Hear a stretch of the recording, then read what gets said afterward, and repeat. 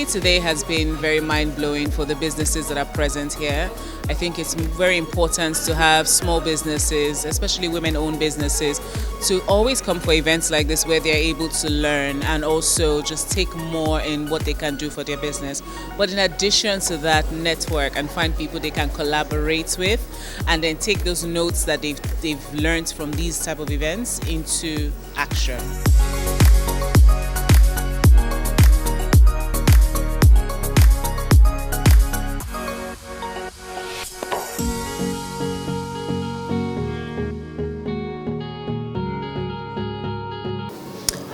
I'm pro-woman. I've always been a supporter of women. My circle is filled with, my small circle is filled with, in fact, all women, very few, men. Not that it's a problem to have a man around, but my team, I'm a filmmaker, and my team is, 75% women. It's just something about we women that just, a woman-led business is always successful. That's the best way I can put it. A woman-led business is always, always successful. As long as it doesn't come with the jealousy or the competition, as long as there's more collaboration than competition, 99.9% of the time, and I leave the 1% just for doubt, it's always successful.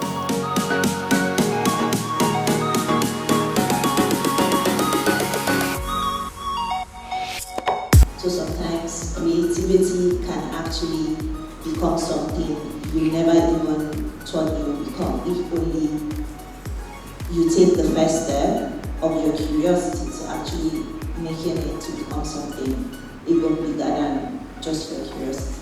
So I remember before I even started, months before when I resigned from my 9 to 5, I only told my brother, I think a couple of other people, because I also didn't want the doubt of other people's perspectives to me and make me feel like what I was doing was just a hobby, because I knew that it wasn't a hobby.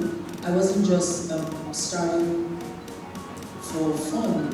It was because I wanted to build a legacy, right? So I feel like creativity is not just art, it's business, it's legacy, and it's strategy. The major thing that I could take out of this was women not having to overwork themselves. So I've always been someone that struggled with, I must do everything myself. So it has made me to understand the importance of delegation, to just lighten up the body. You don't necessarily have to do everything yourself for it to actually succeed.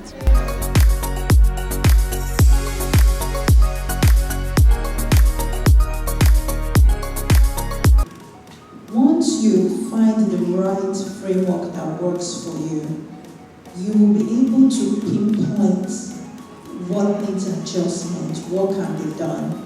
And it's a continuous process, but put it in a structure and put it in a framework. There's this phase we are in when we start a business, and we're like, you're not making money, you're like, I know what I do, and you just be there. You have to keep re-strategizing.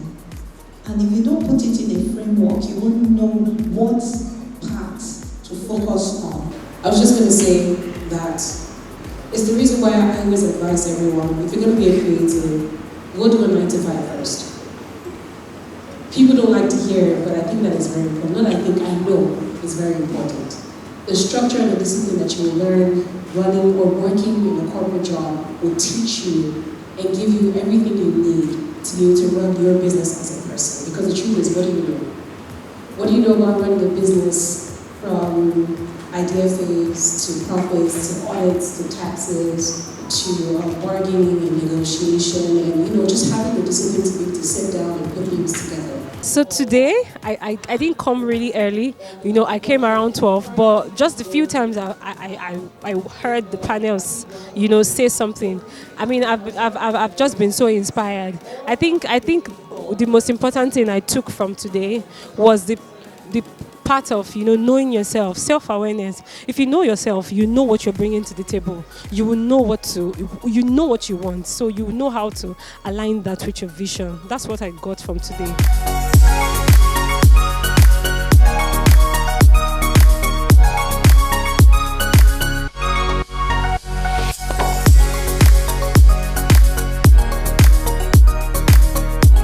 Why am I giving that example? example. It's a simple example to show how a lot of small businesses don't grow beyond that. And if they don't grow beyond that, they're not sustainable, and they cannot contribute towards legacy. They are not legacy businesses. So we see a lot of companies that are, successful today, but a lot of work has gone into ensuring that you see beyond just being a hobby or being a business of survival, but seeing a company. You are building a company. You are, if you like, let it be only pepper that you are selling. Your pepper is going to eventually become a processing plant. One, when you ask people to give you your money, their hard-earned money, or even stakeholders' money that they gathered, then what they want to do is that they want business. Finances is a business of trust, right? They want to trust that you know what you're doing and you know how you're doing it. It's why you need structure and a track record. After you have gathered all this money, like Sheila said, are you just tricking your hand inside your revenue in the name that is your money now? You're not able to separate yourself from your business. Your business is a going concern. It's an entity outside of yourself. So you need to be able to say, this is me, this is my business. I am paying myself. I mean, I'm very big on trainings, capacity building for women. So this just came naturally. I've been in the creative space for a while, so I've held a couple of workshops. I've designed programs for the creative arts. So this came following a conversation I had with a friend, and she was telling me she was tired of a 9-to-5 and she doesn't have any skill or talent to do a side business. And I thought to myself, I said, there's actually, there are things that you can actually learn, and that's how I came up with the different activities, because being able to learn on the go, so be it fashion design, be it sculpture, furniture making, as long as you can make things with your hands. The Women Maker series is all about that. I'm going to speak from the government's perspective because that's what I'm representing here, and I'm also going to speak on what we do in Delta State, and I'm sure Lagos does that as well. We've created programs to mitigate some of these barriers, and our programs are designed in such a way that even though we are attending to SMEs and MSMEs and businesses like you sitting in the room today, we have specific programs that are targeted for really, really micro businesses, because we realize that they suffer the most when it comes to access to things like financing, when it comes to capacity building, when it comes to loans, grants, exposure, or whatnot. So what we've decided to do as a state government is we've said, okay, we are going to be the middle ground to ensure that the rural women are not left out. So in all of our programs, we take it, there's something called the ward-based formula. So we take it to the very ward, which is, so there's the state, there's local government, and then there are your wards. So we take it as far down as the wards across the different local government areas.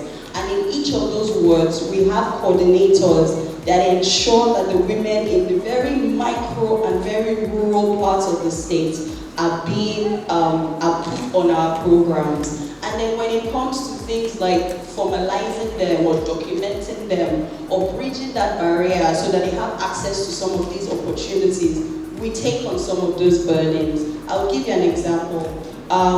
There's a program that we do for women who want to scale up their businesses and export their businesses. And most of these women are rural women. So we say, okay, you're frying or you're drying catfish, for instance. You can bring the catfish to our agency. We'll teach you how to brand it, right? We're partnering with, private sector companies that come in and do the capacity building part of that conversation. So we'll teach these rural women, this is how to brand it. In some of the cases, we actually go as far as mitigating the NAFDAC headache, because that on its own is a different conversation. Mitigating the CAC headache, mitigating some of these things that make it very hard for the rural women to access. And to make it even more interesting, we present this product as cooperatives. So the women are not coming as individuals from the rural community, but then if there's a community that sells cassava, we say, okay, the cassava from Warri North is branded as XYZ and packaged by the Delta State government, and then we put it in the market. And then the money that comes from that goes back to those women, right, and into those communities. So the cycle continues. So we've done our best in making sure that we mitigate some of these things so that these women are not left out. Because whether you like it or not, they make up the large portion of the 40% GDP that we're talking about, and we can't leave them behind. So that's what we do for now. Thank you so much, Orode. This is such a welcome conference or summit, whatever it is that's happening right here. It is so beautiful. It's enriching us. It's helping us develop our mindset, especially as women. We're beginning to have a mind shift and change the narrative. We're beginning to know that we can make things work in our favor. Leave the old mindset that women can't achieve much. We can do it all. And then coming to hear from women who have done it or are still doing it is helping us, because we're able to see that these things can be done. Right, and it's just a mindset shift basically, and helping us know we can achieve our dreams, we can dream big, we can permit ourselves to dream big, not only dream big, put action behind it and go for it. We will become more audacious because of the things we hear from women like us who have done it, and it just gives us the permission to shine.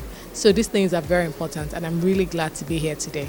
Maybe because I studied banking and finance, or maybe because I'm just a businesswoman to the core, I always know my cost. So I started off as catering, and my Excel sheets would have cost like Loma. Because after you cook, you need to pay them to come and carry everything. There's transportation to the place, there's the amount you're going to pay the waiters.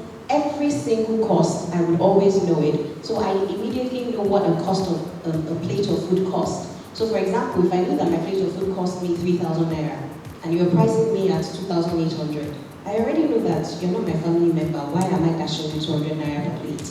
Do you understand? So I would say that education is so important. And then, like I had earlier said, it's not about a degree or anything. I have also done a lot of courses, and it's not even so much about the education that you get, but in your quest for knowledge, you actually become a better person.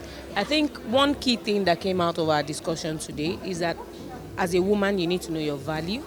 So even if you're going to any business, you have to think of, okay, what value am I bringing to this business? And based off of understanding your value and what you bring, you can then use that to determine how you want to operate, even bring a difference into that industry. Like they always say, the sky is just the starting point. You understand? There is no limit to how far or how much or how well you can be as a person and as a woman. All you need to do to determine in your heart is, I'm coming in here, I'm not going to be mediocre about what I'm going to do. I'm going to come in and I'm going to bring value into this industry, and based off of that, you can then begin to charge for that value and of course build your business.